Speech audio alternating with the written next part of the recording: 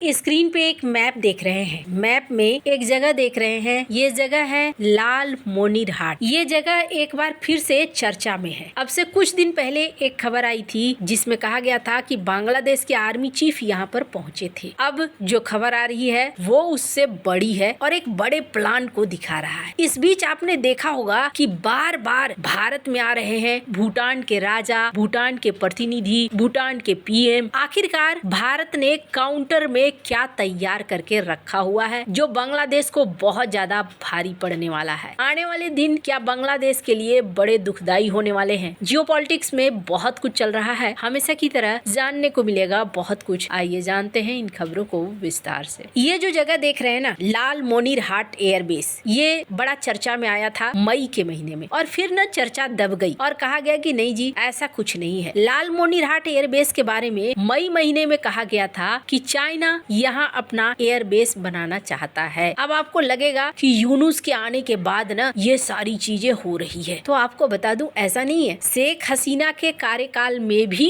शेख हसीना के कुछ फैसले ऐसे थे जो चाइना के फेवर में जा रहे थे और भारत के खिलाफ जा रहे थे। सबसे पहले तो ये जो सिलीगुड़ी कॉरिडोर है जिसे चिकन नेक कॉरिडोर कहा जाता है, ये कॉरिडोर एक बड़ी गलती है अंग्रेजों की और अंग्रेजों ने बड़े सातिराना तरीके से भारत को इस तरीके से विभाजित किया था कि भारत कभी स्थिर रह ही नहीं पाएगा। और एक समय आप सोचिए, ये हिस्सा पूर्वी पाकिस्तान कहलाता था, आज जो बांग्लादेश है, और एक तरफ पाकिस्तान, बीच में भारत, दोनों ही तरफ पाकिस्तान, बीच में भारत। और ये सिलीगुड़ी कॉरिडोर जिसके पास में अंग्रेजों का बनाया हुआ एयरबेस, ये लाल मोनीर हाट एयरबेस अंग्रेजों ने बनाया था। और का इस्तेमाल अंग्रेज किस चीज के लिए करते थे, तो पूर्वोत्तर भारत की रक्षा करने के लिए लाल मोनीर हाट एयरबेस का इस्तेमाल किया जाता था। फिर जब विभाजन हो गया, पाकिस्तान में चला गया, कुछ दिनों तक पाकिस्तान ने इसे एक्टिव करने की कोशिश करी, लेकिन फिर हुआ कि बांग्लादेश विभाजित हो गया, बांग्लादेश बन गया। बांग्लादेश में कुछ सालों तक ये यूं ही पड़ा रहा, लेकिन अचानक से फिर साल 2002 में थोड़ी बहुत साफ सफाई हुई। साल 2020 में यहाँ पर स्क्रीन पर आर्टिकल देख सकते हैं, एक शिलान्यास किया गया कि यहाँ पर कुछ बनेगा, कुछ ऐसी फैसिलिटी का निर्माण होगा। फिर मामला हल्के हल्के में चलने लगा, लेकिन यहाँ से ही शुरुआत हो गई थी। अब इसी बीच क्या होता है कि यूनुस की सरकार आ जाती है और शेख हसीना को भागना पड़ जाता है। ये जो लाल मोनीर हाट है, अब यहाँ पर चाइना को मौका मिल जाता है। चाइना पाकिस्तान में गठजोड़ तो है ही, चाइना पाकिस्तान ने धीरे धीरे नजदीकियों को बढ़ाया यूनुस के साथ और लाल मोनीर हाट पर चर्चा आ गई कि लाल मोनीर हाट पर चाइना एयरबेस बनाएगा। फिर ये बात मीडिया से गायब हो गई और कहा गया कि नहीं, लाल मोनीर हाट पर ऐसा कुछ भी नहीं हो रहा है। लेकिन पिछले दिनों आर्मी चीफ ने यहाँ का दौरा किया और आर्मी चीफ के दौरे के बाद से एक खबर जो इस वक्त प्रकाशित हो रही है, जिसमें कहा जा रहा है कि लाल मोनीर हाट बेस में बड़े विशाल हैंगर का निर्माण किया जा रहा है और ये हैंगर जिसमें 10 से 12 J-10C विमानों को तैनात किया जा सकता है। इस हैंगर का इस्तेमाल लड़ाकू विमानों को पार्क करने के लिए किया जा सकता है। बांग्लादेश सेना प्रमुख जनरल वकारुज्जमा ने इस हफ्ते लाल मोनीर हाट एयरबेस पहुंचकर हैंगर निर्माण की प्रगति को देखा। ये बेस भारत के चिकन नेक कहे जाने वाले सिलीगुड़ी कॉरिडोर के पास है और सीमा से नजदीकी के साथ साथ इस बेस के पुनर्निर्माण में पाकिस्तान और चीन की कथित भागीदारी ने भारत की चिंता को बढ़ा दिया है। लाल मोनीर हाट एयरबेस के अंदर जो हैंगर बन रहा है, इसे बांग्लादेशी वायुसेना कंट्रोल कर रही है। यहाँ बन रहे हैंगर में नए लड़ाकू विमानों की पार्किंग की जाएगी। बांग्लादेशी एयरफोर्स अपने पुराने J-7 विमानों के बेड़े को बदलना चाहती है और यूनुस सरकार की लाल मोनीर हाट पर नजर भी है। वैसे इन्होंने कहा है कि नहीं, हम तो यहाँ एरोस्पेस विश्वविद्यालय बनाएंगे, लेकिन माना जा रहा है कि बेस बनाने के लिए जो पैसा लग रहा है ना, ये पैसा चाइना दे रहा है। बांग्लादेश का लाल मोनीर हाट एयरबेस हैंगर बनाना इसलिए भी ध्यान खींच रहा है क्योंकि बांग्लादेश $2.2 अरब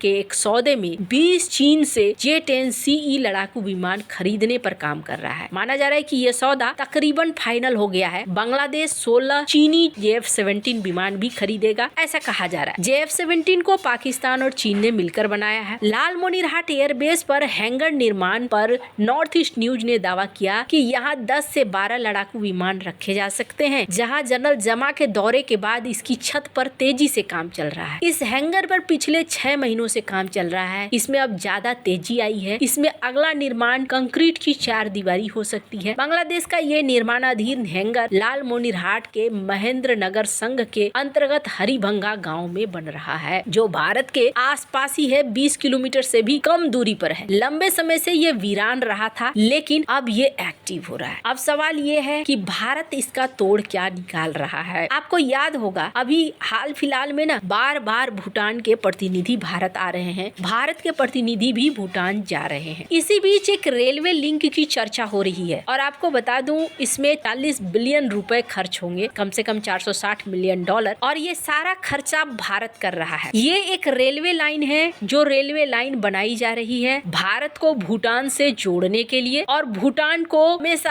अवेलेबल रखने के लिए भारत के लिए। ये जो एरिया है चिकन नेक कॉरिडोर का, ये काफी पतला है, ये तो सही है, लेकिन अगर भूटान का साथ रहा और जितनी तेजी से भारत ने इस रेलवे लाइन को बनाना शुरू कर दिया है, अब ये कुछ महीनों में कथित तौर पर काफी हद तक एक रफ्तार पकड़ लेगा। ये भारत के लिए बहुत ज्यादा जरूरी है। अगर इनके तरफ से कोई दुस्साहस सिलीगुड़ी कॉरिडोर को लेकर किया जाता है तो भूटान के माध्यम से भारत यहाँ एक्शन ले पाएगा। खैर, अब ये सब कुछ ना आपको बता दूं, बांग्लादेश ऐसा सोच रहा है, ऐसा ही पीओके में पाकिस्तान भी सोचा करता था, लेकिन आज पीओके की हालत क्या है, चाइना को वहाँ पे लगाया हुआ पैसा भी अब बर्बाद होता दिख रहा है। न तो वो खुद के लिए इस्तेमाल कर पा रहा है, न भारत के खिलाफ इस्तेमाल कर रहा है। तो कूटनीति और राजनीति में ऐसा नहीं है कि ये तुरंत से डर जाने वाली बात है कि चाइना ने यहाँ पर बेस बना लिया, लेकिन उपयोग करने से पहले ही कहीं कुछ अलग कहानी ना हो जाए। हालांकि सबसे बड़ी अजीब बात क्या है, स्क्रीन पर एक आर्टिकल देखिए, बांग्लादेश की चीफ मिनिस्टर ममता बनर्जी को भूटान से चाहिए मुआवजा। क्यों चाहिए मुआवजा? क्योंकि भूटान की नदियों का पानी बहा और बांग्लादेश के अंदर बाढ़ आया। अब ये अजीब सा इनका बयान है। हालांकि ये कहती है कि हमने पहले भी कहा था कि भूटान भारत के बीच में नदी आयोग बनाओ, लेकिन नदी आयोग नहीं बना, जिस वजह से हमें नुकसान हुआ। तो भूटान को ये पैसा देना चाहिए, भरपाई करनी चाहिए। हालांकि भारत ने आधिकारिक तौर पर भूटान से ऐसी किसी तरह की मांग नहीं करी है। भूटान भारत के लिए रणनीतिक तौर पर बहुत ज्यादा जरूरी है, इस वजह से भारत यहाँ पर खर्च भी कर रहा है। दूसरी बात, भूटान के साथ भारत की दोस्ती बहुत ही ज्यादा मजबूत है, खास करके अभी जो सरकारें हैं, जो राजा हैं, उनके साथ भारत के संबंध काफी अच्छे हैं। आपको क्या लगता है इन सब मामले में, आपकी क्या राय है, कमेंट कर जरूर बताएं। जल्द मिलते हैं अगले वीडियो में नई खबर के साथ।